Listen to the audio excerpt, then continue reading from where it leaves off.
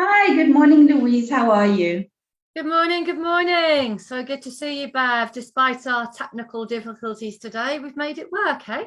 Absolutely. When we want to talk, we'll talk. So, Always talking good. about that, we got some questions about difficult conversations.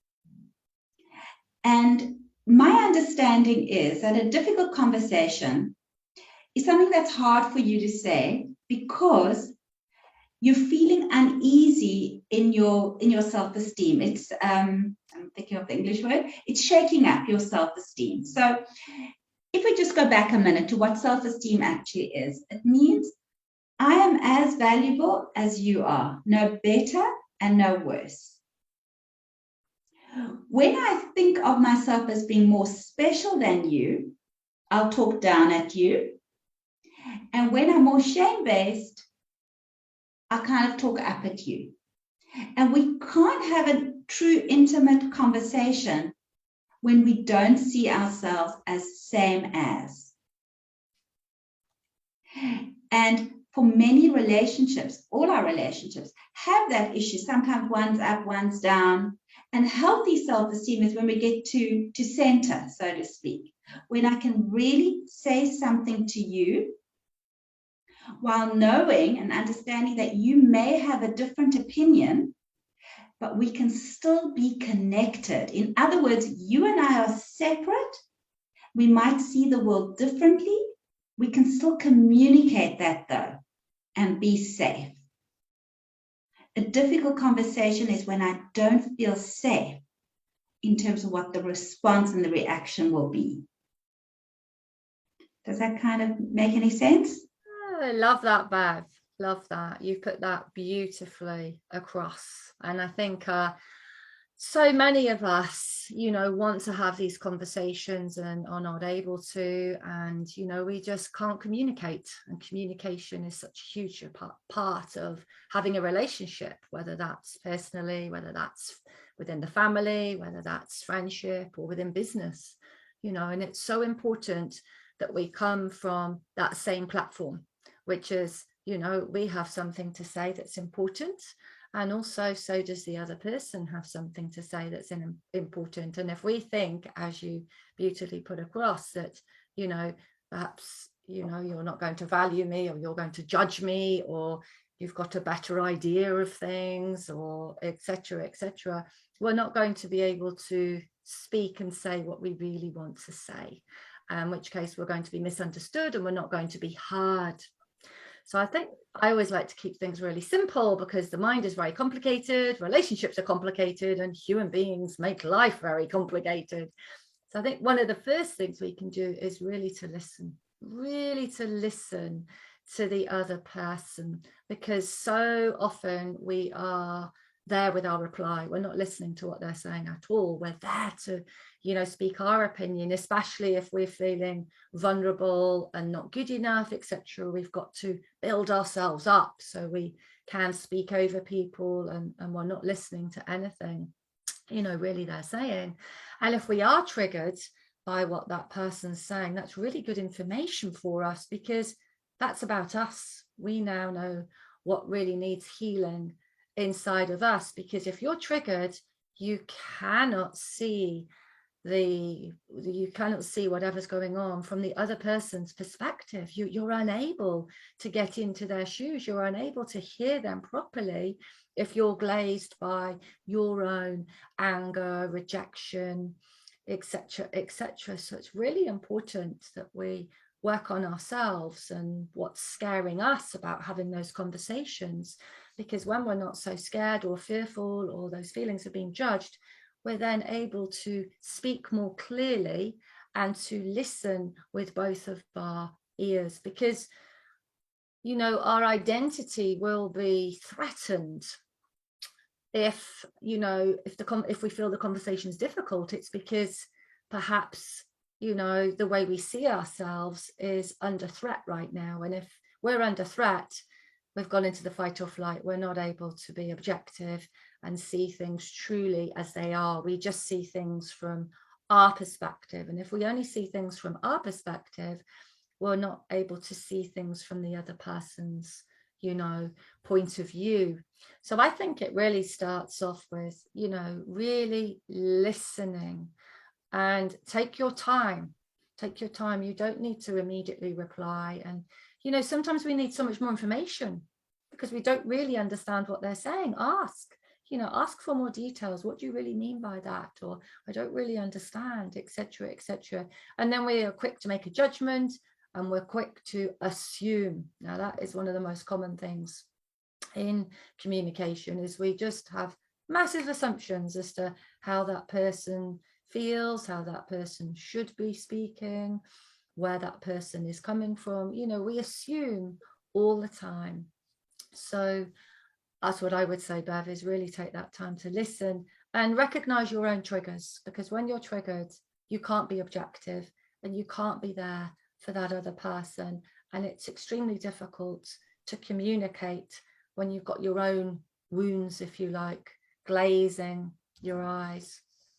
Yeah. Right. So some of the things that and I just want to take out some of the profound little gems you put in there about listening.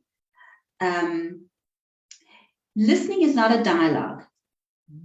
It's not you speak, I speak, you speak, I speak. So very often what we might need to do is to explain to our partner, whoever we're speaking to, what kind of listening we'd like. I'd like you just to listen. I don't want you to try and fix something. I have something that you might hear that might be quite difficult for you to hear. I'd like you to stay present with me and not go behind a wall. I'd like you to just to stay here with me, and I'll let you know when I'm finished. But really, I just want you to hear it, and then I'd like to hear from you. Then I'd like to hear from you. If you'd like to respond, or if there's something that I can do for you, depending on the nature of the conversation. But very often, when it's something that you feel really that's important, but you're a little bit, maybe, as you say, triggered or concerned about, is to define. And I know a lot of what we talk about sounds so unnatural. And it sounds unnatural because we're not taught to talk like this. But we can begin to talk like this if we want to enter more full respect living and non-violent communication. It sounds like it's so way out there, and just being angry and communicating in a scary way is the norm. But there is another way. And that's where the curiosity comes in. Tell me more. But we might need to define what it is we need at that very moment. And going back to the part of the self-esteem, if we're feeling like we're one up, we could be insensitive to the other person. That's kind of more where abuse lives, in the I'm better than you, I'm more special than you. We can just, as you said, take that pause and breathe ourselves down. I'm not talking to my enemy here. I'm talking to my lover, my partner, my child. To remember that. And on the other hand, when we're feeling shame-based, we might need to breathe ourselves up. I have as much right to this conversation to be here as the other person does. Because I just want everybody to remember that self-esteem is not about being. It's not about doing, I apologize. It is about being. And I think we can all relate to it. When we think of a young child, we might have just had a child or a grandchild, and we think of the tremendous love we have for that child. That child has no accomplishments, hasn't done anything special. We cannot explain, but we just adore that child. And that is what same is.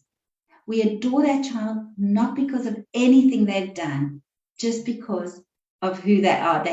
Just because they're here with us and they're a family member. Or I think that's that's very clear how we can understand that we can relate to each other same as, not because of our performances or what we've accomplished or what we look like, but just because we're fellow human beings traveling together on this earth. That's so true, Bev. So true, isn't it? I mean, And when you look back, you know, it's just so adorable. And but we are conditioned to focus in on what somebody's doing or hasn't done, etc., etc. And it changes our view, it changes our perception. And we know to go back to that place, you know, to really go back to that deep connection is a really, really good place to start having those conversations. And it is up to us ourselves as adults. If we don't have, you know, if we don't feel good about ourselves, that's up to us to heal that part of ourselves. That's, you know, whether it's, you know, we learn how to communicate primarily in childhood, you know, and if you, and primarily from your caregivers, your parents, your teachers, your environment, your surroundings. And if it isn't a very effective way of communicating, like you said, it's difficult as an adult. Wow, I've got to relearn this stuff. Yes, we actually have to reparent ourselves because we weren't perhaps given the right tools and the right techniques and the right ways of communicating that feels right for us, because we will communicate in a way perhaps that we've seen others communicate, and that might not be very healthy. And so it's an important part to remember, if you're not communicating well, you also have a part in this. You know, you also have a big part in this. It isn't about the other person not listening or the other person judging. Your part is to work on yourself. And I think a big question to ask yourself is, how have I contributed to this problem? As opposed to, you know, this other person needs to change and they need to speak differently and they need to do. If we start, you know, questioning ourselves so much more, we will feel so much better, and the answers are there and available to you. Right. Beautiful. Thank you. Thank you, Bev. As always, you are a woman of incredible wealth when it comes to relationships, and a very, very valuable information and advice. So always a pleasure talking with you, Bev. Thank you, you too. So look